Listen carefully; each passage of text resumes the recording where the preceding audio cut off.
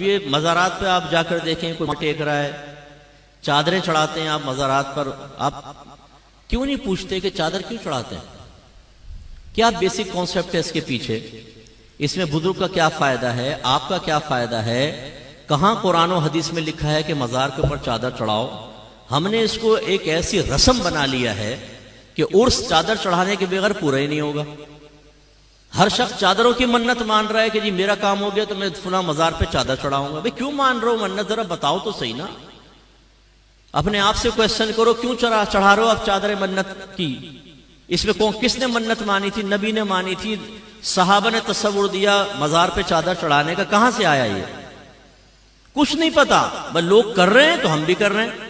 اس سے ہماری نوجوان نسلوں کو، ان بچوں کو کچھ پتہ نہیں ہے جی چادر چڑھانا بھی کوئی عبادت ہوگی، کوئی عبادت نہیں ہے، مستحب تک نہیں ہے۔ اب اس دور میں تو مستحب بھی نہیں رہا۔ ایک دور تھا کہ جب قبرستان عام بنا دیے جاتے تھے، اس میں کسی عالم کی قبر ہے، کسی نبی کی قبر ہے، فرض کر لیں صحابہ کی ہے، تو لوگ ادب سے دور ہونے لگے تو وہ قبور پہ چڑھ رہے ہیں صاحب، تو وہ جو اشرف القوم کی قبر ہے اس کی بھی بے حرمتی ہو رہی ہے، تو بھئی چلو ایک کپڑا ڈال دو یار، تاکہ فرق تو ہو جائے، آنے والے کو پتہ چلے کسی بزرگ کی قبر ہے دوسری، تو ایک چادر ڈال دی ادھر۔ بس یہ بیسک کانسیپٹ تھا۔ پھر بعد میں جب بزرگان دین فوت ہونے لگے تو لوگ جیسے آ کر فاتحہ وغیرہ پڑھ رہے ہیں، بیٹھ کے قرآن پڑھ رہے ہیں، دھوپ پڑ رہی ہے، تو ارادہ کیا کہ قبہ بنا دیا جائے، ایک عمارت صاحب مزار کے لیے، تاکہ لوگ آ کے اس کے سائے میں آرام سے پڑھ سکیں۔ اور خاص طور پہ جب سال گزرتا تھا جس کو ہم آج کل عرس کہتے ہیں، تو پھر لوگ آئیں گے، بیٹھیں گے، کثیر تعداد ہوتی ہے کہ چلو بھئی پھر ایک عمارت بن گئی۔ جب عمارت بن گئی تو جو عام قبور سے امتیاز قائم کرنا تھا وہ عمارت کے ذریعے حاصل ہو گیا، اب چادر کی تو ضرورت ہی ختم ہو گئی۔ لیکن سنی کو تو ایک نیا مشغلہ چاہیے، جو نیا مشغلہ شروع ہو جائے اس کو کبھی نہیں چھوڑے گا، اصل دین کو گھر میں داخل نہیں ہونے دے گا۔ انہوں نے کہا بھئی قبہ بن گیا، ابھی چادر کی رسم تو چلے، وہ چل پڑی صاحب رسم۔ اچھا پہلے چادریں ڈالتے تھے موٹی، کیونکہ یہ ریشمی اور باریک کپڑے تو ایجاد نہیں ہوئے تھے، وہ ہاتھوں سے بنے ہوئے کپڑے، اس میں یہ ہوتا تھا کہ کسی نے 2 چادریں ڈال دی تو ایک صاحب مزار کی طرف سے صدقہ کر دی، ایک پڑی ہوئی ماں بہن امتیاز کے لیے، فرق کرنے کے لیے، باقی ایک نہیں تھی رسمیں پہلے۔ اب صورتحال یہ جو مزار پہ چادر ڈلتی ہے ذرا دیکھ لیں آپ، ایک تو پہلے اس پہ پورا لکھا ہوتا ہے کلمہ پاک یا آیت الکرسی، کہ آپ اسے کسی اور کام میں استعمال ہی نہیں کر سکتے، اور یا پھر اتنی باریک ریشم کی چادر ہوتی ہے، جیسے داتا صاحب کے مزار پہ اکثر آپ دیکھیں گے کہ اس کو وہ کسی کام نہیں آ سکتی، وہ لباس بھی نہیں بن سکتا، اس کو یوں دیکھیں گے نا اس میں نظر آئے گا آر پار، اتنی وہ باریک سی ہوتی ہے۔ اور اس پہ آیت الکرسی چمکی سے لکھی ہوئی ہے نا، پہلے لکھ کر اس پہ چمکی ڈال دیتے ہیں، اب جو پکڑے وہ ہاتھ پہ چمکی، منہ پہ چمکیاں، جس سے وضو ہی خطرے میں پڑ جائے۔ اب وضو کریں گے تو یہ چمکیاں لگی ہوئی ہیں، کہاں سے وضو ہوگا؟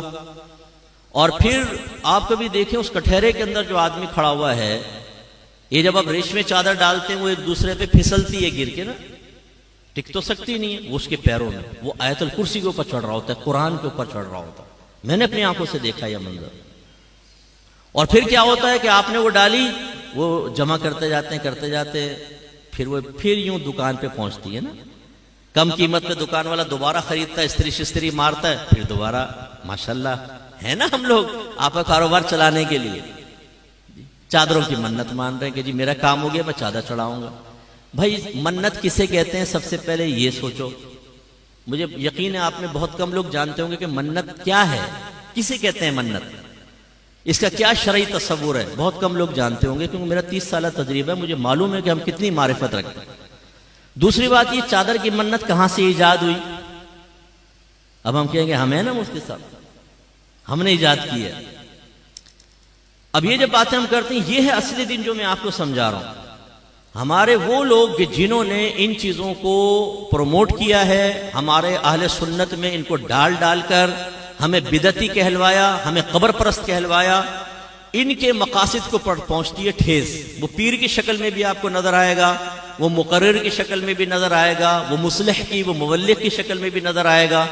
ان کی ناکوں میں لگے ہوئے سینسر، یہ مفتی صاحب پتہ نہیں کیسی باتیں کرتے ہیں، شاید پٹڑی سے اتر گئے۔ تو میں بولتا ہوں تمہاری چڑھی ہوئی ٹرین ادھر آؤ تو میں دیکھتا ہوں کہ تم پٹڑی پہ چڑھے ہوئے اور میں پٹڑی پہ چڑھا ہوا ہوں۔ آئیں قرآن و حدیث کے اوپر پیش کرتے ہیں نا چیز کو، نہ آپ کی نہ میری، میرے آقا نعمت امام اہل سنت مجدد دین و ملت پروان شمع رسالت عظیم البرکت عظیم المرتبت شاہ احمد رضا خان علیہ رحمت الرحمن فرماتے ہیں کہ اگر بزرگوں کی طرف منسوب کوئی چیز ہمارے سامنے پیش کی جائے گی، ہم اسے سب سے پہلے قرآن و حدیث پر پیش کریں گے۔ اگر اس کے مطابق ہوگی تو قبول کریں گے، اگر اس کے خلاف ہوگی تو ہم یہ کہیں گے کہ یہ ہمارے بزرگوں نے نہیں کیا بلکہ نفس پرستوں نے یہ کام کر کے ہمارے بزرگوں کی طرف منسوب کر دیا۔ یہ میں تو نہیں کہہ رہا ہوں، پڑھیں ذرا فتاوی رضویہ۔ اچھا یہ بھی ایک میرا درد ہے بہت بڑا جی، کنز الایمان پڑھیں، بہترین ترجمہ قرآن ہے، بہترین ترجمہ قرآن۔ اس سے کان میں پوچھو تو نے پڑھا کبھی کنز الایمان پورا؟ نہیں، آج تک نہیں پڑھا ہوگا، آج تک نہیں پڑھا ہوگا۔ خود کنز الایمان پڑھا نہیں ہے جی، پڑھے، بہترین ترجمہ قرآن، واقعی وہ بہترین ہے، لیکن پڑھو تو صحیح بھائی۔ اعلی حضرت قاطع بدعت تھے، بدعت کا قلع کما کر دیا۔ کہاں کیا ہے؟ آپ کو کیسے پتا چلا؟ آپ کہیں گے جی فتاوی رضویہ پڑھیں۔ اچھا تم نے پڑھا ہے؟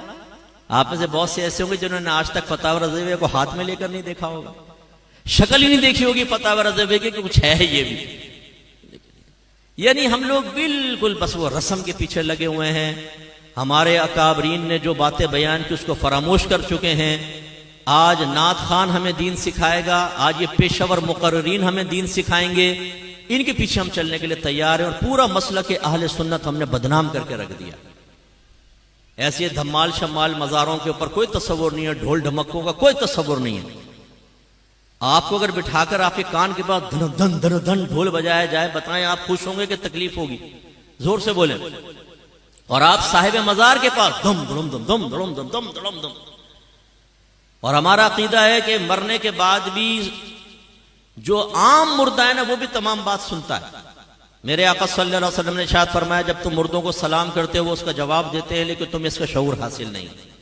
اس لیے نبی کریم صلی اللہ علیہ وسلم جب قبرستان جاتے تھے تو کیا فرماتے؟ دعا کیا ہے؟ السلام علیکم یا اہل القبور، اے قبر والو تم پر سلامتی نازل ہو۔ یہ نہیں فرمایا السلام علیکم یا اہل القبر کہ صرف سامنے قبر والا سن رہا ہے، نہیں، قبور جمع کا صیغہ استعمال فرمایا، تمام قبور والو تم سب کو سلام۔ اس کا مطلب ہے میوہ شاہ قبرستان کے ایک کنارے پہ کھڑے ہو کر جب آپ یہ دعا پڑھیں گے ہر قبر کے اندر آپ کے سلام کی آواز پہنچے گی، اتنی سماعت تیز ہو جاتی، اور وہ جواب بھی دیں گے۔ تو پھر صاحب مزار جس کو اللہ تعالیٰ نے عام لوگوں سے زیادہ روحانی طاقت عطا فرمائی، وہ تو کہاں تک سنتے ہوں گے؟